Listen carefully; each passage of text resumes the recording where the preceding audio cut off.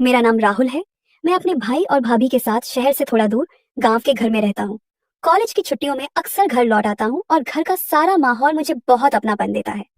भाई नौकरी में व्यस्त रहते हैं, भाभी घरेलू काम संभालती है और उनकी छोटी बहन यानी मेरी साली भी हमारे घर अक्सर आ जाती है। साली अभी कॉलेज में पढ़ रही है, शरारती स्वभाव की है और हमेशा मुझे चिढ़ाने का बहाना ढूंढती रहती है। कभी मेरा मोबाइल छिपा देती, कभी मेरे नोट्स उठाकर भाग जाती और मैं हर बार गुस्सा दिखाता। लेकिन मन ही मन उसकी मासूमियत और हंसी मुझे भाने लगी थी। धीरे धीरे उसकी मौजूदगी मेरे लिए बहुत मायने रखने लगी। जब भी घर में वो होती तो मुझे लगता घर में रौनक बढ़ जाती है। भाई और भाभी को तो हमारी नोकझोंक सिर्फ हंसी मजाक लगती थी, लेकिन मेरे दिल में कहीं ना कहीं उसके लिए अलग सा एहसास बनने लगा था। गर्मियों की एक रात थी। सब लोग छत पर सो रहे थे। बिजली चली गई थी और छत पर हल्की ठंडी हवा चल रही थी। भाई और भाभी एक कोने में सो गए थे और मैं थोड़ी दूरी पर अपनी चारपाई डालकर लेटा था। तभी मैंने देखा कि साली भी वहीं पास में अपनी चादर बिछा रही है। मैंने कहा, तू यहीं क्यों सो रही है? भाभी के पास सो जा, वो हल्की मुस्कान के साथ बोली। मुझे यहाँ हवा अच्छी लग रही है, और धीरे से मेरे पास आकर लेट गई। मेरा दिल जोर जोर से धड़कने लगा। अंधेरे और खामोशी में सिर्फ उसकी सांसों की हल्की आहट सुनाई दे रही थी। मैं करवट बदलकर उसकी तरफ देखने लगा तो उसने धीरे से फुसफुसाया, राहुल भैया, नींद नहीं आ रही? मैंने धीमे से कहा, मुझे भी नहीं। और फिर हम दोनों देर तक आसमान के तारों को देखते हुए बातें करने लगे। वो कभी अपने कॉलेज के किस्से सुनाती, कभी हंसते हंसते मेरे हाथ पर थपकी मार देती। उस रात की खामोशी में उसके पास होने से जैसे मेरे अंदर तूफान उठ रहा था। एक तरफ मन डर रहा था कि कहीं भाई भाभी जाग ना जाएं, और दूसरी तरफ दिल ये चाहता था कि रात कभी खत्म ना हो। उसकी नजदीकी ने मेरे अंदर छिपे जज्बातों को और भी गहरा कर दिया, और उस रात के बाद से हमारे रिश्ते का रंग बदल गया। अब हम पहले जैसे नहीं रहे। अब हमारी हर नजर, हर मुस्कान, हर मुलाकात में एक नया राज छुपा रहने लगा। वो रात मेरे लिए जिंदगी की सबसे अनोखी रात बन गई, क्योंकि उस रात साली पहली बार मेरे बिल्कुल पास आकर लेटी थी। उस रात के बाद से मेरे और साली के बीच का रिश्ता बदल गया था। पहले तो हम सिर्फ मजाक और छेड़खानी तक ही सीमित रहते थे, लेकिन अब जब भी वो मेरे पास आती तो उसकी आंखों में मुझे कुछ और नजर आने लगा था, और शायद मेरी आंखों में भी। भाई सुबह जल्दी जल्दी ऑफिस चले जाते और भाभी घर के कामों में लग जाती। ऐसे में मैं और साली अक्सर अकेले रह जाते। वो कभी किताब लेकर आती और कहती, राहुल भैया मुझे समझा दो। तो कभी मोबाइल पर गाने सुनते हुए मेरे पास बैठ जाती। मैं जानता था कि उसका मेरे पास यूं आना कोई साधारण बात नहीं है, लेकिन फिर भी मैं अपने मन को समझाता रहा कि शायद मैं ही ज्यादा सोच रहा हूँ। लेकिन कई बार ऐसा हुआ कि जब मैं कमरे में पढ़ाई कर रहा होता तो वो चुपके से आकर पीछे बैठ जाती और बालों की छोटी खोलकर कहती, मेरे बाल बना दो ना। और जब मैं उसके बालों को छूता तो दिल की धड़कन और तेज हो जाती। एक दिन तो हद ही हो गई। भाभी बाजार गई हुई थी और भाई शहर से बाहर मीटिंग में थे। घर पर सिर्फ मैं और साली थे। मैं ड्राइंग रूम में लेटा हुआ था और टीवी चला रखा था। अचानक वो आई और मेरे पास बैठकर बोली, राहुल भैया, आज तो घर सुनसान लग रहा है। मैंने हंसते हुए कहा, क्यों, डर लग रहा है क्या? स्पार्क। तो उसने मेरे हाथ को हल्के से पकड़कर कहा, थोड़ा थोड़ा। उस स्पर्श ने मेरे शरीर में जैसे बिजली दौड़ा दी। मैं चौंका, लेकिन उसने अपना हाथ नहीं छोड़ा, बल्कि मेरे और करीब आकर सिर मेरे कंधे पर रख दिया। उस पल मुझे समझ नहीं आया कि क्या करूं, लेकिन उसकी मासूमियत और अपनापन ऐसा था कि मैंने भी उसे पास आने दिया। हम दोनों देर तक वहीं बैठे रहे। टीवी पर कोई फिल्म चल रही थी, लेकिन हमारी निगाहें सिर्फ एक दूसरे पर टिकी थीं। उस दिन पहली बार मुझे एहसास हुआ कि ये रिश्ता अब सिर्फ जीजा साली तक सीमित नहीं रहा। इसमें कुछ और गहराई आ चुकी है। रात को जब सब लोग छत पर सो रहे थे तो फिर वही हुआ। भाई और भाभी सो गए और साली फिर धीरे धीरे मेरी चारपाई पर आकर लेट गई। उसने धीमे से कहा, राहुल, मुझे नींद नहीं आ रही। मैंने कहा, क्यों, करना कंपोनेंट प्लेसमेंट? तो बोली, पता नहीं, बस मन बेचैन है। उसकी बातें सुनकर मुझे लगा कि वो भी वही महसूस कर रही है जो मैं कर रहा हूँ। मैं उसके बहुत करीब था। उसकी खुशबू, उसकी सांसें, सब कुछ मेरे दिल को छू रहे थे। उस रात हम दोनों देर तक चुपचाप एक दूसरे के पास लेटे रहे, बिना कुछ कहे, लेकिन आंखें सब कुछ कह रही थी। वो मेरे पास ऐसे सिमट आई जैसे उसे यकीन हो गया हो कि मैं उसे कभी दूर नहीं करूंगा। और सच कहूं तो मेरे दिल को भी उसी पल ये यकीन हो गया कि ये रिश्ता अब जिंदगी भर मेरे साथ रहेगा। और अब तक मैं ये समझ चुका था कि मेरी साली सिर्फ मजाक में या अकेलेपन के कारण मेरे पास नहीं आती, बल्कि उसके दिल में भी मेरे लिए वही खिंचाव है जो मेरे दिल में उसके लिए है। उस रात जब वो छत पर मेरे पास लेट गई थी, उसके बाद से हमारी नजदीकियां और बढ़ गई। अब जब भी भाई ऑफिस चले जाते और भाभी बाजार, तो घर का पूरा सन्नाटा हमारे बीच एक अलग ही एहसास भर देता था। साली कभी रसोई में काम करते करते मुझे आवाज देती, राहुल जरा ये मिर्च पकड़ा दो। और जब मैं पास जाता तो वो जानबूझकर मेरा हाथ छू लेती, फिर मुस्कुराती और भाग जाती। कई बार ऐसा भी हुआ कि जब मैं कमरे में लेटा होता तो वो आकर धीरे से पंखा बंद कर देती और कहती, इतनी ठंडी हवा में कैसे सो रहे हो? इस वाली असिस्टेंट जो धीरे धीरे मेरे दिल की दीवारें तोड़ रहा था। एक दिन भाभी मायके चली गई और भाई देर रात तक ऑफिस में थे। घर पर मैं और साली ही थे। शाम को वो मेरे पास आकर बैठी और बोली, राहुल, तुम्हें पता है मुझे बचपन से सबसे ज्यादा अच्छा लगता था जब कोई मुझे समझे, मुझे सुने। मैंने उसकी आंखों में देखा और कहा, तो अब से तुम्हें कभी ये महसूस नहीं होगा कि तुम्हें कोई नहीं समझता। वो कुछ पल तक मुझे देखती रही, फिर मुस्कुराई और धीरे से बोली, पता है राहुल, जब मैं तुम्हारे पास होती हूँ तो मुझे बहुत सुकून मिलता है। उसकी ये बात सुनकर मेरा दिल और तेज धड़कने लगा। उस रात जब सब सो गए तो फिर वही हुआ। साली धीरे से मेरे पास आकर लेट गई, लेकिन इस बार उसकी आंखों में सिर्फ शरारत नहीं थी, उसमें एक गहराई थी, जैसे वो मुझे अपने मन की सारी बातें कह देना चाहती हो। उसने मेरी ओर देखकर कहा, राहुल, अगर मैं हमेशा तुम्हारे पास रहना चाहूं तो? मैं उसकी इस मासूमियत भरी गंभीर बात पर कुछ पल चुप रहा, फिर उसके हाथ को पकड़कर कहा, तुम्हें कभी जाने नहीं दूंगा। ये सुनकर उसने अपनी आंखें बंद कर ली और मेरे सीने पर सिर रख दिया। उस पल मुझे लगा जैसे पूरी दुनिया थम गई हो और अब सिर्फ मैं और वो ही बाकी हैं। और अब तक मेरी साली के साथ जो रिश्ता था वो सिर्फ चुपके से बातें करने या रात को पास आकर लेट जाने तक सीमित नहीं रहा था। अब हमारे बीच एक अजीब सा अपनापन बनने लगा था। दिन भर जब भाई ऑफिस में होते और भाभी अपने मायके चली गई थी तो घर में बस मैं और साली ही रहते। उस दिन दोपहर में जब मैं बरामदे में लेटा था तो साली रसोई में थी। अचानक उसने आवाज दी, राहुल, जरा आओ तो। मैं जैसे ही गया तो देखा कि उसके हाथ में आटा लगा हुआ था और बाल थोड़े बिखरे हुए थे। वो हंसते हुए बोली, जरा ये डिब्बा ऊपर से उतार दो, मेरी पहुंच नहीं हो रही। जब मैं डिब्बा निकालने गया तो वो जानबूझकर मेरे और करीब आ गई। उसके गाल मेरे कंधे से छू गए और उस पर मेरा दिल जैसे रुक गया। मैंने नीचे उतरकर डिब्बा उसे दिया तो वो मुस्कुराई और बोली, राहुल, तुम्हें पता है तुम जब पास आते हो तो मुझे अजीब सी खुशी होती है।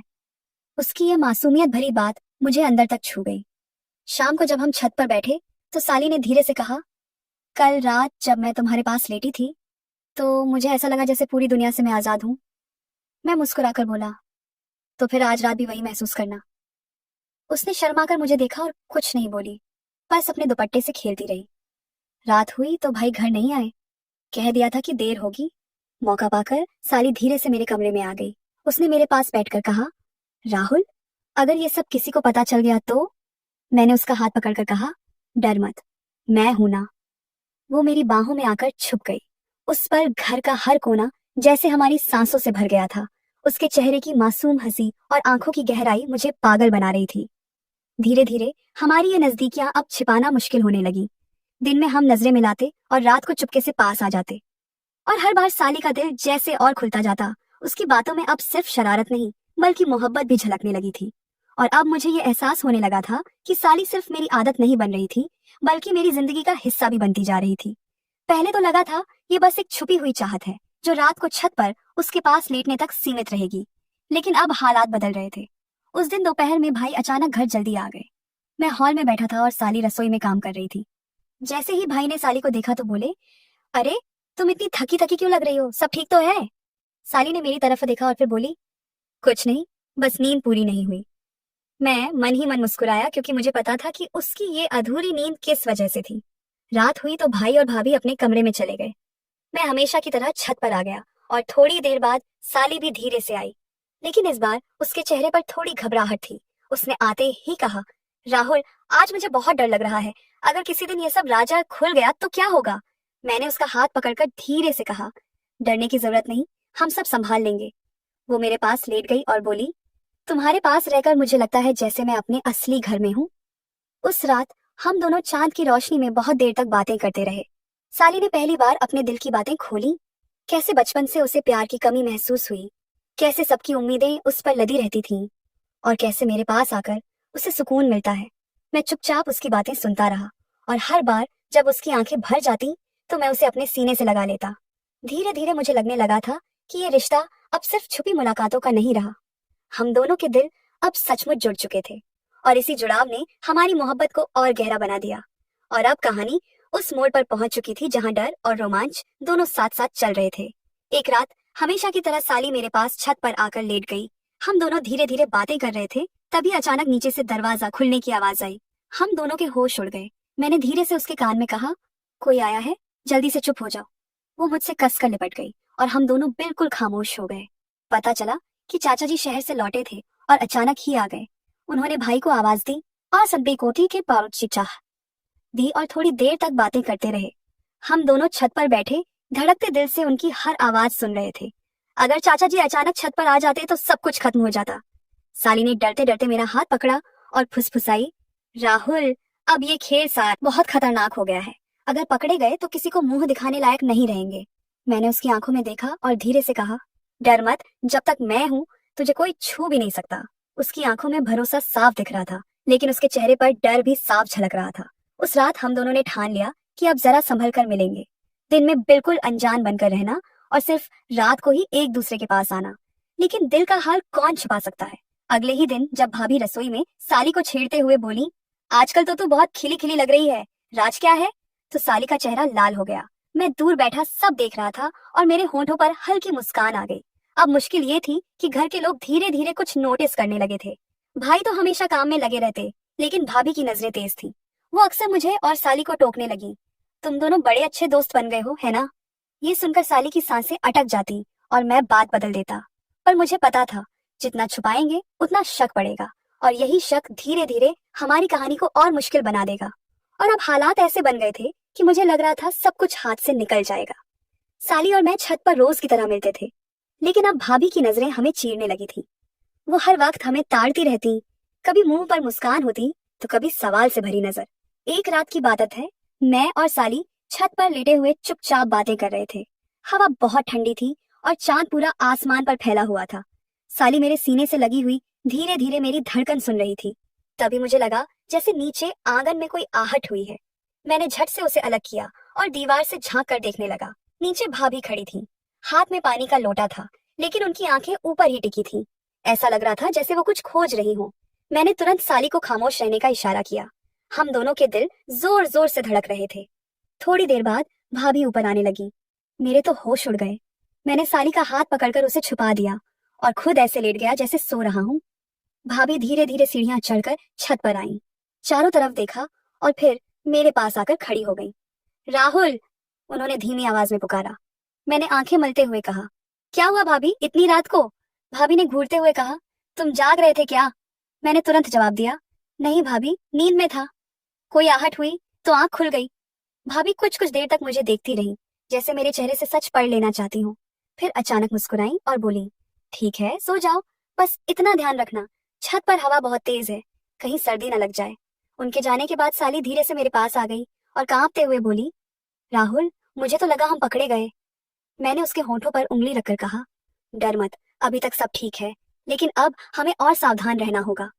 लेकिन मेरे दिल को कहीं ना कहीं लग रहा था, भाभी ने कुछ तो देख लिया है और अब वो आसानी से हमें छोड़ने वाली नहीं है। और अब मुझे एहसास हो गया था कि मैंने जिस रास्ते पर कदम रखा वो न तो मेरे लिए सही था और न ही साली के लिए। भाभी के शक ने मुझे भीतर तक हिला दिया था। मैं बार बार सोच रहा था, अगर सच सामने आ गया तो भाई की इज्जत, घर की इज्जत और हमारे रिश्ते सब तबाह हो जाएंगे। साली भी अब डरने लगी थी। उसकी आंखों में पहले वाली शरारत नहीं थी, बल्कि एक अजीब सी बेचैनी थी। एक रात उसने खुद कहा, राहुल, अब हमें ये सब बंद करना होगा। ये सब अच्छा तो लगता है, पर सही नहीं है। अगर भाभी ने बता दिया तो सब कुछ बर्बाद हो जाएगा। उसकी ये बातें सुनकर मैं चुप रह गया। सच यही था कि जितनी लकीरें हमने पार कर दी थी, उससे आगे बढ़ना केवल मुसीबत लाता। आखिरकार हमने तय किया कि अब छत पर मिलने का सिलसिला बंद होगा। मैं अपने कमरे में ही सोया करने लगा और साली अपनी भाभी के साथ।